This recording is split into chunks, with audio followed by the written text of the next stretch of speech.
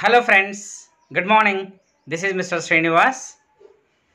Let us discuss about a poem, They Shut Me Up in Prose.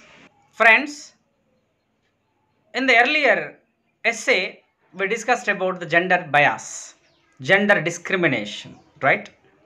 In the same manner, this is the poem also about the discrimination of women in society.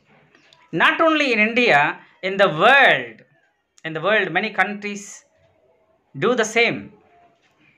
In the male dominated societies, females have been facing many problems since the last decades and centuries. So, here some poets they show their feelings through some lines of poems or some words. Right? In this poem also, we come to know that the women are facing many problems in the male dominated societies. పురుషాధిక్యత ఉన్నటువంటి సమాజంలో స్త్రీలు ఎన్నో రకాలుగా ఇబ్బందులు పడుతున్నారు అని మనం రకరకాలుగా మనం పత్రికల్లో చూస్తున్నాం, పేపర్లో చూస్తున్నాం, తర్వాత న్యూస్లో చూస్తున్నాం, టీవీలలో చూస్తున్నాం, సినిమాల్లో చూస్తున్నాం కదా. అలాగే ఇక్కడ ఎమిలీ డికిన్సన్ ఆమె కూడా తన యొక్క భావాన్ని, తన యొక్క యాంగ్విష్, ఆవేదనను ఈ పోయంలో చిన్న లైన్స్లో మనకు నేర్పించారు. ఓకేనా ఫ్రెండ్స్? ఒకసారి ఆ పోయం యొక్క సమ్మరీ ఏంటో మనం చూద్దాం. Right? Okay, let us discuss about the they shut me up in prose. Okay friends, They Shut Me Up in Prose is a poem written by Emily Dickinson. They Shut Me Up in Prose is the poem was written by Emily Dickinson. In this lesson, this is seen as a rebellious poem. So ఈ poem మనం చూసినట్లయితే, ఈ poem భాగం మీద చూసినట్లయితే రెబలియస్గా ఉంటుంది, అంటే వ్యతిరేకంగా ఉంటుంది, పోరాటంగా ఉంటుంది. ఎవరితో పోరాడుతుంది అంటే సమాజంతో. ఏ సమాజంతో? పురుషాధిక్యత ఉన్నటువంటి, అంటే మేల్ డామినేటెడ్ సొసైటీకి అగేనెస్ట్గా ఉన్నటువంటి ఈ పోయం అన్నమాట. కాబట్టి పురుషాధిక్యత ఉన్నటువంటి సమాజానికి వ్యతిరేకంగా ఈ యొక్క ఎమిలీ డికిన్సన్ తన ఫైటింగ్ చేస్తున్నారన్నమాట. సామాజికంగా ఫైటింగ్ చేస్తున్నారు, సమానత్వం కోసం fighting చేస్తున్నారన్నమాట. This poem is influenced by the inequalities between genders and the limitations that prevented women from enjoying things. Male dominated సొసైటీస్లో చూసినట్లయితే, అంటే ఫుల్ పురుషాధిక్యత ఉన్నటువంటి సమాజంలో మనం చూసినట్లయితే స్త్రీలకు స్వేచ్ఛ లేదు. They have no freedom to move on. ఎక్కడికి వెళ్ళాలన్నా డిస్క్రిమినేషన్, అంటే వివక్షత. జాతి వివక్షత, అంటే పురుషులు స్త్రీలు అనే వివక్షత మనకు చూపిస్తున్నారు కనుక సమాజంలో, పురుష ఆధిక్యత ఉన్నటువంటి సమాజంలో స్త్రీల వైపు చూపిస్తున్నారు కనుక, స్త్రీలకు వ్యతిరేకంగా చూపిస్తున్నారు కనుక ఆమె యొక్క ఆవేదనను మనకి ఇందులో పద్యం రూపంలో చెప్పడం జరిగింది. ఏ విధంగా అయితే స్త్రీలు తమ స్వాతంత్ర్యాన్ని కోల్పోతున్నారో, పురుష ఆధిక్యత ఉన్నటువంటి సమాజంలో స్త్రీలకు ఉన్నటువంటి ఆలోచనలు కానీ, తర్వాత వాళ్ళకున్నటువంటి ఐడియాలజీని కూడా ఎవరు కూడా గుర్తించట్లేదు. ఎందుకంటే పురుషుల యొక్క ఆధిక్యత ఉంది కాబట్టి పురుషులే ఆలోచించాలి, పురుషులే దాన్ని ఇంప్లిమెంట్ చేయాలి, పురుషులు చెప్పినట్టుగా స్త్రీలు వినాలి అనే ఉద్దేశం ఈ పురుషాధిక్యత ఉన్నటువంటి సమాజంలో ఉండడం వల్ల స్త్రీలు ఎదగలేకపోతున్నారు. వాళ్ళ యొక్క హక్కులను కాలరాస్తున్నారు పురుషాధిక్యత ఉన్నటువంటి సమాజం అని వారు తన ఆవేదనని వ్యక్తం చేస్తున్నారన్నమాట. Such as writing poems and having a higher education. ఎక్కడికి వెళ్ళినా మనం పురుషులను ఎక్కువ చదువుకోవడం చూస్తాం, కానీ స్త్రీలు చాలా తక్కువ చదువుకోవడమే చూస్తాం. స్త్రీలలో ఎక్కువ చదువుకోవడం అనేది చాలా తక్కువగా చూస్తూ ఉంటాం. ఎందుకంటే పురుషులకు ఇచ్చినటువంటి ప్రాముఖ్యత స్త్రీలకు కానీ, వారి యొక్క చదువు పట్ల కానీ, వారి యొక్క ఆటల పట్ల కానీ ఎక్కడ వారికి స్వేచ్ఛను మనం సరిగా ఇవ్వకపోవడమే అని వారు వాపోతున్నారు. Dickinson explains that she was limited to only writing in prose. అయితే డికిన్సన్ యొక్క ఉద్దేశం ఏంటి అంటే ఆమె యొక్క రచనల్లో రచనల గురించి బాగా చెప్పడం జరిగింది. ఇక్కడ ఆమెను రచన చేయడానికి అంటే పోయిటరీ రాయడానికి, ప్రోజ్ రాయడానికి చాలా వ్యత్యాసం చూపిస్తున్నారట.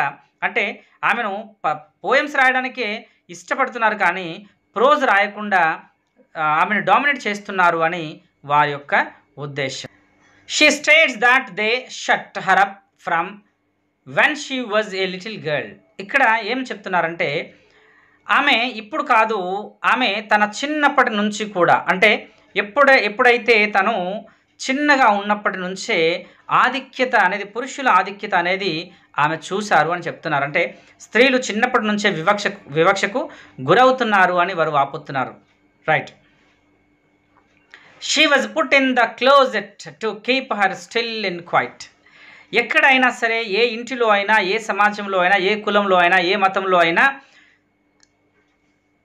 స్త్రీలు అధికంగా చదవనివ్వలేదు, స్త్రీలకు అధిక స్వేచ్ఛనివ్వలేదు. వారు ఎప్పుడు కూడా లిమిటేషన్స్లో బ్రతికారు అని, పంజరంలో చిలుకలాగా లిమిటేషన్స్లో బ్రతికారు అని ఆమె తన బాధను వ్యక్తం చేస్తున్నారు.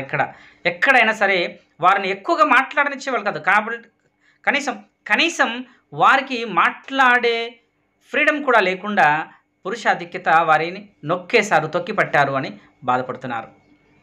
She specifies that she was a little girl. ఆమె ఒక మాట చెప్తుంది దేంట్లో, చిన్నపిల్లగా ఉన్నప్పుడే, అంటే చాలా చిన్నపిల్లగా ఉన్నప్పుడే ఆమెను డామినేషన్కి గురైందంట, అంటే డిస్క్రిమినేషన్కి గురైంది అని చెప్తుంది ఇక్కడ. అంటే ఎంత చిన్నపిల్లగా ఉన్నప్పుడు కూడా సమానత్వం లేకుండా పోయింది. సరే పెద్ద అయిన తర్వాత అంటే దట్స్ ఈజ్ డిఫరెంట్, కానీ అంత చిన్నగా ఉన్నప్పుడే అప్పటి నుంచే ఆమెను ఇదిగో నువ్వు ఆడపిల్లవి, ఇదిగో నువ్వు ఇలాగే ఉండాలి, ఇదిగో నువ్వు ఇంతవరకే మాట్లాడాలి అని ఆమెను హద్దుల్లో పెట్టి ఉంచేవారు అని బాధపడుతున్నారు. They liked her still because little girls were meant to be quite well mannered and pretty.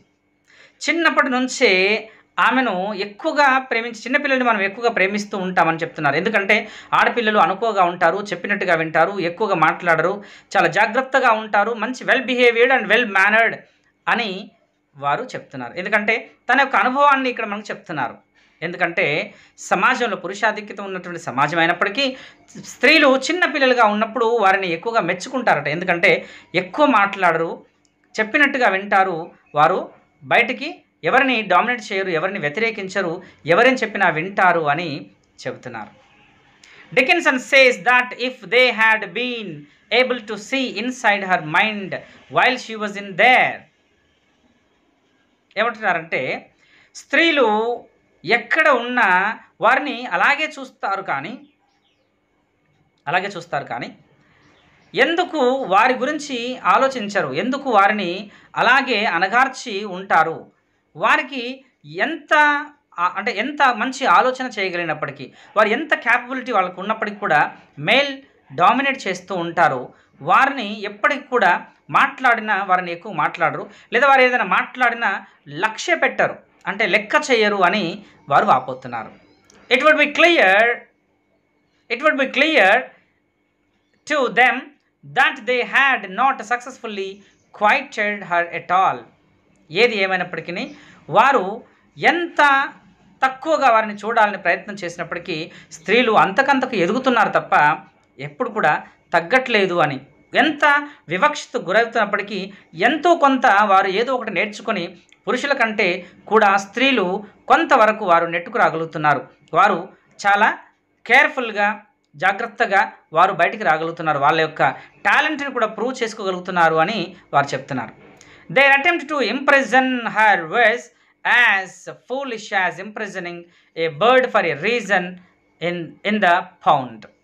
So ఇంకొక మాట కూడా చెప్పారు, ఏంటి అంటే స్త్రీని ఒక కేజీలో చిలకలాగా, లేదా ఒక బోన్లో ఒక పక్షిలాగా, జంతువులాగా ఎలా అయితే దాచిపెడుతున్నారో అలా దాచిపెట్టాలనుకోవడం కూడా అది చాలా దారుణం అని చెప్తున్నారు. ఎందుకు అంటే స్త్రీలకు కూడా వారికి స్వేచ్ఛ ఉంది, వారు కూడా మనుషులే, వారు కూడా కెపాసిటీ, వారికి కూడా క్యాపబిలిటీ ఉంది, వారు కూడా చేయగలను అనే వారికి కూడా నిరూపించుకునే శక్తి సామర్థ్యాలు వారికి కూడా పురుషులతో సమానంగా ఉన్నాయి. కాబట్టి వారు కూడా ఖచ్చితంగా వారు కూడా వారి యొక్క టాలెంట్ని ప్రూవ్ చేసుకునే శక్తి వారికి, లేదా శక్తి కానీ, తెలివి కానీ, ఇంటెలిజెన్స్ కానీ, ఇంటెలెక్చువాలిటీ కానీ వారికి కూడా ఉన్నాయని వారు వాపోతున్నారు.